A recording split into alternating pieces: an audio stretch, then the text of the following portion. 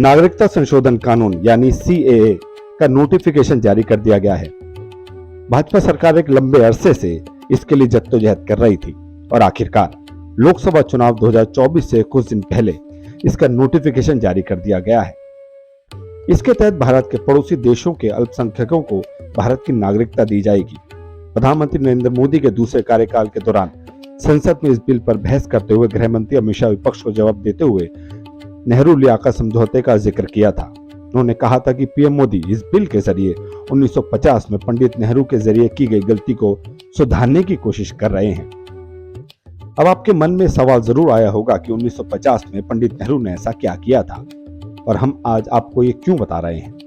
तो सबसे पहले आपको बताते हैं कि 1950 में भारत के पहले प्रधानमंत्री पंडित नेहरू और पाकिस्तान के प्रधानमंत्री लियाकत अली खान के बीच अल्पसंख्यकों को लेकर एक समझौता हुआ था, जिसका जिक्र हम आज इसलिए कर रहे हैं क्योंकि वो समझौता आज ही के दिन यानी 8 अप्रैल को हुआ था। नेहरू लियाकत समझौते को दिल्ली पैक्ट के नाम से भी जाना जाता है। इस समझौते के तहत हिंदुस्तान और पाकिस्तान में रहने वाले अल्पसंख्यकों को सुरक्षा मुहैया कराई गई थी। दरअसल बंटवारे के बाद दोनों ही देशों में अल्पसंख्यकों के साथ बुरा बर्ताव हो रहा था।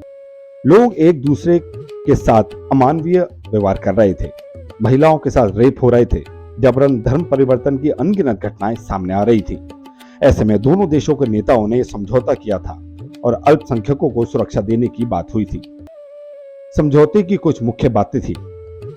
दोनों देश अपने अपने क्षेत्रों में अल्पसंख्यकों का ख्याल रखेंगे, उनके साथ होने वाले बुरे बर्ताव को रोकेंगे। हिंदुस्तान को छोड़कर पाकिस्तान चले जाने वाले या पाकिस्तान छोड़कर हिंदुस्तान आने वाले लोग अपनी जायदाद के निपटारे के लिए एक दूसरे देश से दूसरे देश आ जा सकेंगे। जबरन धर्म परिवर्तन मान्य नहीं होंगे। अगवा महिलाओं को वापस उनके घर वालों को सौंपना होगा। दोनों देश अल्पसंख्यक आयोग का गठन करेंगे, जो अपने अपने देशों के अल्पसंख्यकों का ख्याल रखने के लिए जिम्मेदार होंगे। हालांकि कुछ लोग इस वक्त इस समझौते के खिलाफ भी थे। इनमें एक बड़ा नाम डॉक्टर श्यामा प्रसाद मुखर्जी का भी था। श्यामा प्रसाद मुखर्जी उस समय नेहरू सरकार में उद्योग मंत्री होने के अलावा हिंदू महासभा के नेता भी थे।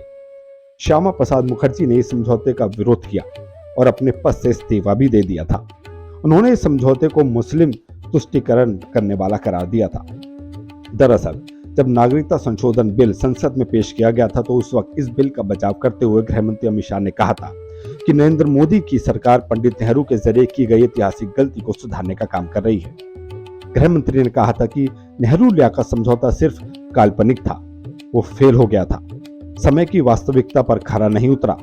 गृह मंत्री ने इस दौरान कहा था कि 1947 में पाकिस्तान के अंदर अल्पसंख्यकों की आबादी 23% थी, जबकि 2011 में घटकर 30.7% रह गई थी। उन्होंने सवाल किया कि आखिर कहां गए ये लोग। उन्होंने कहा कि इन लोगों का धर्म परिवर्तन कर दिया गया या फिर मार दिया गया। पीएम मोदी ने भी साल 2020 में संसद में भी इस समझौते का जिक्र किया था। उन्होंने कांग्रेस से सवाल पूछते हुए कहा था कि नेहरू जैसे महान विचारक और आपके लिए जो सब कुछ है, उन्होंने उस समय वहां की माइनॉरिटी के बजाय सारे नागरिक जैसे शब्द का इस्तेमाल समझौते में क्यों नहीं किया। अगर वो इतने महान थे तो उन्होंने ऐसा क्यों नहीं किया। आज के लिए इतनी ज्यादा खबरों के लिए देखते रहिए वी नेशन न्यूज।